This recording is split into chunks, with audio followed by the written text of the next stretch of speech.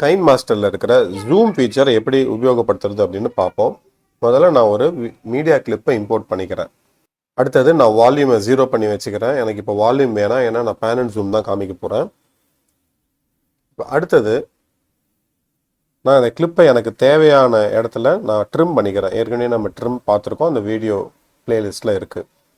ஒரு சின்னதாக ஒரு 3 செகண்டுக்கு ஒரு கிளிப்பை ட்ரிம் பண்ணிவிட்டு இப்போ பேன் அண்ட் ஜூம் அப்படிங்கிற ஆப்ஷனில் போனால் அங்கே ஸ்டார்ட் பொசிஷன், எண்ட் பொசிஷன் அப்படின்னு 2 ஆப்ஷன் இருக்குது.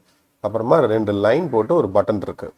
நம்ம ஸ்டார்ட் பொசிஷனில் கிளிக் பண்ணிவிட்டு நான் கை 2 விரல் யூஸ் பண்ணி அப்படியே ஜூம் பண்ணலாம். நம்ம ஃபோட்டோ பார்ப்போம் இல்லையா, அதுமாரி ஜூம் பண்ணிட்டா என்ன ஆகும், ஸ்டார்ட் பொசிஷனில் நம்ம ஜூம் பண்ண இடத்துலேருந்து ஆரம்பித்து எண்ட் பொசிஷனில் எப்படி இருந்ததோ அந்த இடத்துல போய் முடியும்.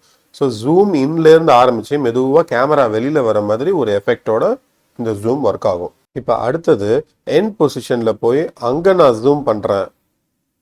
ஸ்டார்ட் பொசிஷனில் நான் ஏற்கனவே என்னுடைய ஃபேஸ் கிட்ட ஜூம் பண்ணி வச்சுருக்கேன், என்னுடைய முகத்துக்கிட்ட.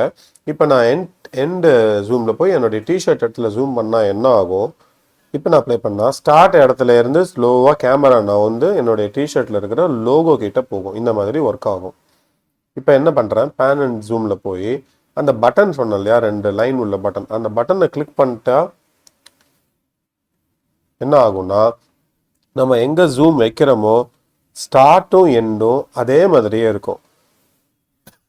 இது எங்கே உபயோகமாக இருக்கும்னா, நீங்கள் ஒரு வீடியோ ஃபுல்லாக எடுத்துடுவீங்க, ஆனால் உங்களுக்கு வந்து ஒரு பாதி மட்டும் காமிச்சா போதும். இப்போ கீழே வரைக்கும் காமிக்க வேண்டாம், கால் வரைக்கும் காமிக்க வேண்டாம் அப்படிங்கும்போது இந்த ஃபீச்சர் உங்களுக்கு உபயோகமாக இருக்கும்.